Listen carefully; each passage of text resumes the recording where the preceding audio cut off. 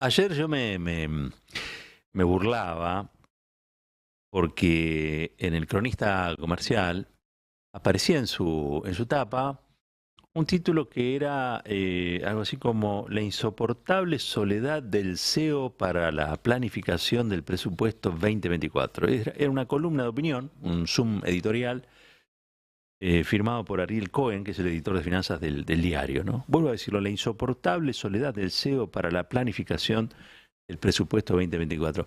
Inmediatamente me hizo acordar cuando Mauricio Macri habló de la angustia del rey, ¿no? Pobre el rey, la angustia del rey cuando Argentina se estaba independizando, ¿no? De la corona española. Hay como una forma de ver las cosas que es muy distinta a la que tenemos nosotros. Esto hay que asumirlo, ¿no? Porque a veces uno tiene la fascinación de creer que hay cosas que son iguales para todos o para todas, ¿no?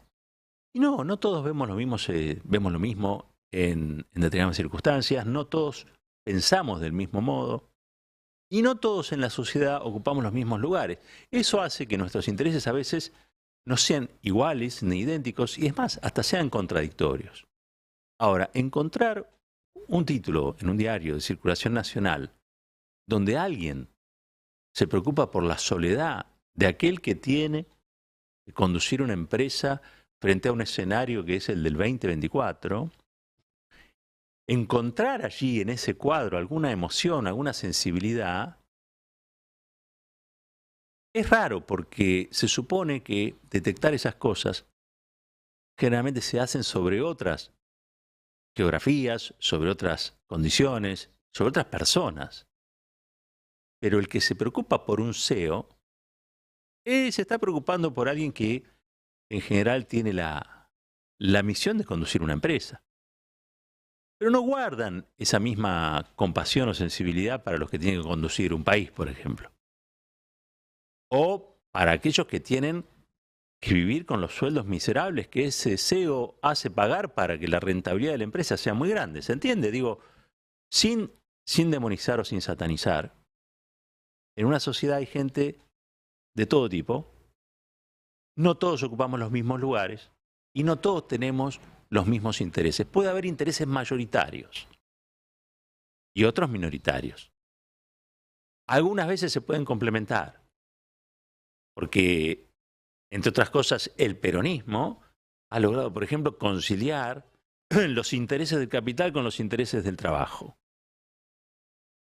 Con una tensión terrible, porque el peronismo manda a suspender la lucha de clases. Dice, bueno, vamos a hacer una serie de medidas, vamos a suspender esta lucha de clases y vamos a hacer que colaboren clases que de por sí tienen intereses contradictorios. Pero vamos a generar una política por la cual unos y otros pueden compartir una misión. Qué desafío que tuvo el peronismo.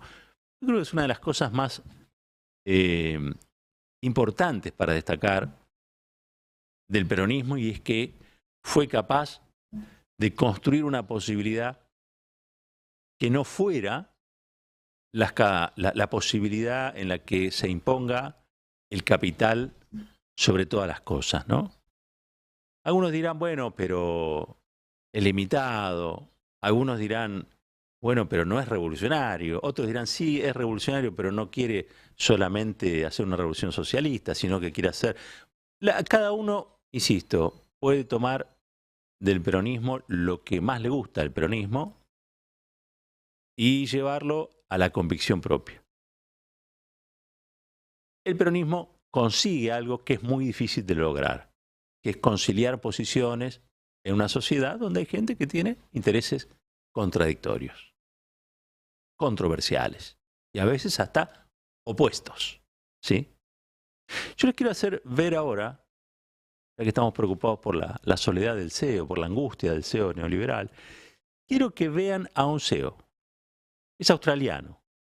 Es el tipo que conduce un mega imperio y que habla allí en un simposio con otros empresarios y otros referentes de grandes corporaciones del mundo. Agárrense fuerte de la silla, esto sí se lo digo, agárrense fuerte de la silla porque lo que van a escuchar es el inconsciente, acá ya ha vuelto consciente, ¿no? Es el inconsciente de muchos de esos CEOs que tienen que garantizar rentabilidad en sus empresas sin que les importe que explote una sociedad o explote un país. Porque en teoría, para atender esos asuntos hay otros, no los CEOs. Hay que pensar en el CEO como un ser humano también. Y esto es lo que dice el CEO que hoy nos trajo hasta acá. Dale. I think the problem that we've had is that we have people decided they didn't really want to work so much anymore. Creo que nuestro problema es que la gente después del COVID ya no quiere trabajar tanto y eso ha traído problemas muy serios para la productividad. Los obreros producen menos, les pagan un montón por no hacer mucho en los últimos años, dice Tim Garner, de ese trata. Debemos cambiar esto, tenemos que ver un aumento del paro y de la desocupación, del 40 o del 50%. Tenemos que ver dolor en la economía y recordar a la gente que trabajan para su empleador y no al revés. No ha habido un cambio sistemático por el cual los empleados sientan que el empleador es extremadamente afortunado de tenerles, en vez de al revés. Es una dinámica que debe cambiar, debemos matar esa actitud. Esto vendrá a través del dolor en la economía, por eso los gobiernos a lo largo del mundo tratan de aumentar el desempleo. Todo esto lo está planteando el CEO. Vemos arrogancia en el mercado laboral, dice. ¿Sí?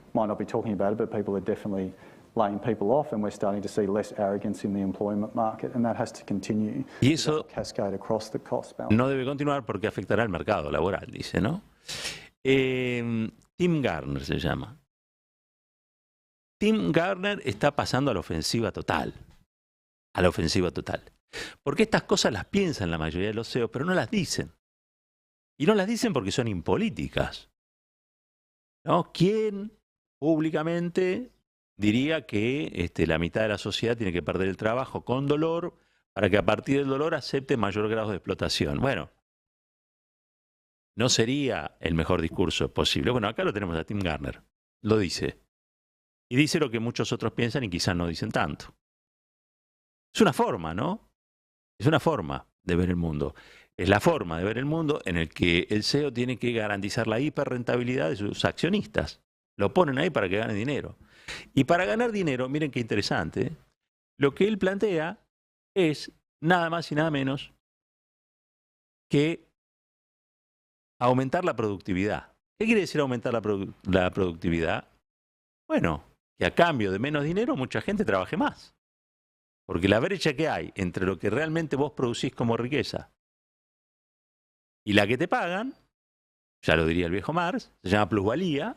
Bueno, aumentar esa tasa de plusvalía es generar esa hiperrentabilidad que hace que las corporaciones sean hoy cada vez más importantes, que cada vez tengan más dinero y que haya también enormes grados de pobreza y exclusión, porque la desocupación del 40 o del 50% que propone Tim Garner, ¿a dónde creen que nos va a llevar? Si nosotros tenemos una crisis fenomenal en Argentina, no por la desocupación, sino porque los salarios no alcanzan. ¿Se imaginan salarios que no alcanzan y además una desocupación del 50%, como propone este señor, este CEO maravilloso? ¿Por qué estoy poniendo la angustia del CEO neoliberal adelante? Bueno, porque esta gente es la que quiere volver a gobernar la Argentina. En dos variantes, la de Milei y la de Patricia Bullrich. Es una forma de ver la sociedad a la que debemos contraponerle otra manera. Los que pensamos en una comunidad organizada, los que tenemos claro el significado de la justicia social, los que pensamos en la conciliación y no la ruptura, no queremos ver dolor en la sociedad, a nosotros nos importa el dolor, no queremos practicarle una doble Nelson a la sociedad para que acepte trabajar por menos plata y para que acepte ser explotado y humillado. No nos gusta esa sociedad. Pues somos un montón, ¿eh? No se crean que somos poquitos. Somos un montón. Pero probablemente en estas elecciones, hasta ahora, lleguen con chances en la Argentina 3 opciones, de las cuales 2 están pensando en la angustia del CEO neoliberal. Les duele ver de qué manera el CEO, en la soledad de su despacho, tiene que decidir cómo le hace doler a sus trabajadores para que entiendan de una vez por todas que los trabajadores necesitan más a los CEOs que los CEOs a los trabajadores. Lo cual es una mentira enorme. Pero cuando vos tenés los medios de comunicación a favor, cuando estas corporaciones tienen medios de comunicación a favor, pueden convencer a cualquiera de que aquello que les va a hacer mal en realidad es bueno para ellos. Porque se trata de sufrir en el presente para alcanzar la gloria de un futuro que no sabemos cuál es. Estos CEOs neoliberales vienen otra vez por el gobierno de la Argentina. Y vienen de una manera abiertamente honesta, podemos decir, bastante evidente su crueldad. Están en todas sus propuestas. Uno quiere privatizar la educación, el otro quiere flexibilizar, el otro quiere aplicar un ajuste fenomenal que deja un montón de trabajadores y empleados públicos en la calle, el otro quiere parar la obra pública. Cuando uno suma las propuestas tanto de Milei como de Patricia Bullrich, y tiene la felicidad del CEO neoliberal.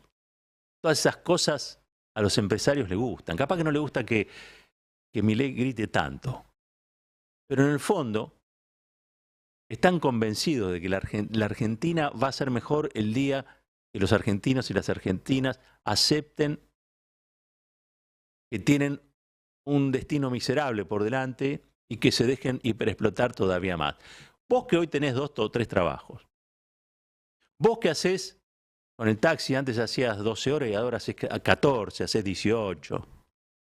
Vos que estás con una aplicación, que puede ser Cabify, un Uber, lo que sea, y que sabés que antes tenías que hacer una determinada cantidad de horas y ya tenés que sumarle todos los días 2 o 3.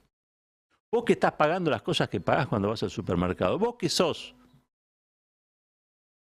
el cuerpo sobre el que impacta un 12,4% de inflación. ¿En serio estás dispuesto a aceptar que venga alguien que te diga, mira, tenés que sufrir un poco más, tenés que trabajar un poco más, tenés que aceptar que el Estado no te dé estas cosas, tenés que aceptar que tus hijos no puedan acceder a la educación porque la educación va a pasar a ser de los ricos? Porque la felicidad del CEO probablemente sea la infelicidad de millones y millones de argentinos y de argentinas. Pero ven que el problema no es de acá solamente, es internacional. Para terminar, les quiero contar algo que vi y me sorprendió. La Universidad de Bonn hizo un estudio sobre el crecimiento de la ultraderecha en Europa. Y llega a una conclusión. La Universidad de Bonn, Alemania, dice que los recortes, escuchen bien, los recortes en el gasto público favorecieron el ascenso de los partidos extremistas en Europa. Es decir, cuando el Estado se achica y deja de prestar servicios, y deja de proteger a los más débiles, y deja que los más débiles sean devorados por el monstruo del neoliberalismo, surgen y crecen las facciones ultraderechistas de la sociedad. Dice así, la investigación la publicó en la Universidad de Bonn demuestra que la austeridad fiscal, escuchen bien, la austeridad fiscal que aplicaron los gobiernos tras la crisis financiera de 2008 y la posterior crisis del euro para rebajar los déficits favoreció el ascenso de la ultraderecha. Si bien las consecuencias económicas de los ajustes fiscales se estudiaron ampliamente, los costos políticos de la austeridad se comprenden menos, apuntan los investigadores. Claro, el costo político de la austeridad es una manera elegante de llamar ajuste. Cuando nosotros vemos que el salario no nos alcanza es porque nos han ajustado, es porque han destruido la capacidad del salario, porque es el único precio, el del trabajo de la gente, que quieren tener controlado, ¿sí? Controlado y congelado. El resto de los precios se van a las nubes porque el resto de los precios tienen que ver con la rentabilidad que hace feliz al CEO. Y acá hace falta que alguien piense en la felicidad de la gente. Las últimas medidas del gobierno apuntan hacia eso. Y están muy bien. Hay que pensar en medidas audaces y hay que hacerlo pronto, porque desgraciadamente muchos de los afectados por las políticas del neoliberalismo y por los de la derecha, después se erigen a la ultraderecha, que promete más neoliberalismo para solucionar los problemas. No hay solución por ahí, al contrario. Al contrario, la investigación de la Universidad de Bonn da un paso más y detecta que las recesiones propiciadas por austeridad amplifican considerablemente los costos políticos de las crisis económicas al aumentar la desconfianza en el sistema. Destacamos la estrecha relación entre los acontecimientos económicos perjudiciales y el apoyo de los votantes a los partidos extremistas al observar que la austeridad induce graves costos económicos al reducir el PBI, el empleo, la inversión privada y los salarios. Es importante destacar que demostramos que las recesiones que aplican medidas de austeridad amplifican significativamente los costos políticos. Y entre otras cosas dicen que son efectos a muy largo plazo. Claro, una sociedad ajustada, una sociedad sin perspectivas de crecimiento, produce grandes yacimientos de desazón, de preocupación colectiva, de pasarla mal. Y también esas sociedades bajan su autoestima.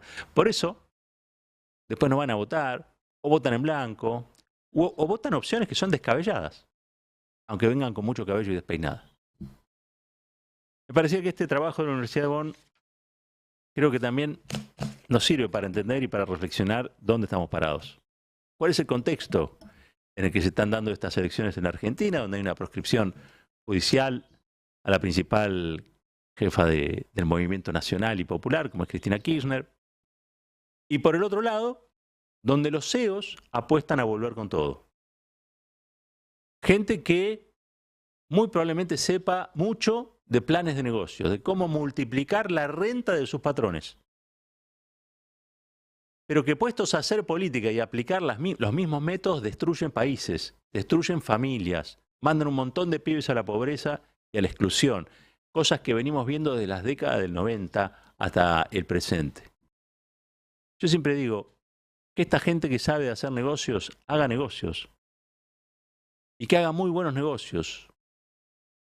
Y que haga los negocios más grandes del mundo.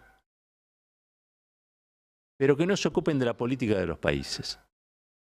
Porque cada vez que meten mano en la política de los países, hacen que esos países choquen, se fracturen, se desintegren.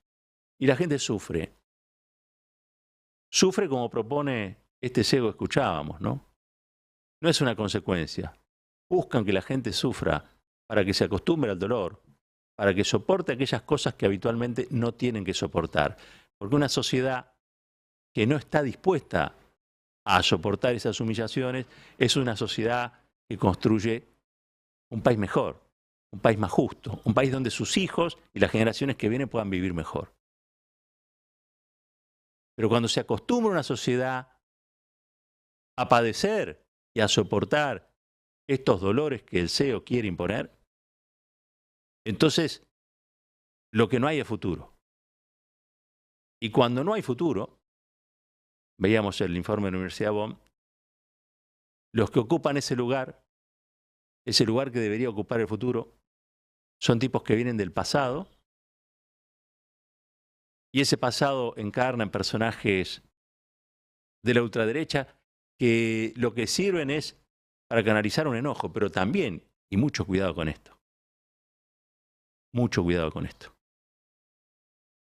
para señalar con el dedo el lugar equivocado donde proviene el dolor, porque en vez de señalar al CEO rapaz que pretende la hiperrentabilidad de sus empresas y de sus corporaciones, señalan al judío, al gitano, al homosexual, al inmigrante, al kirchnerista, al peronista, como responsable de los males de la sociedad. Y cuando eso pasa, no hay felicidad para nadie. Es una verdadera tragedia. Tragedia que ya vivimos. Por eso siempre decimos, esta gente es el pasado. Un país unido por la radio. El Destape Radio. 107.3. Nuestra radio.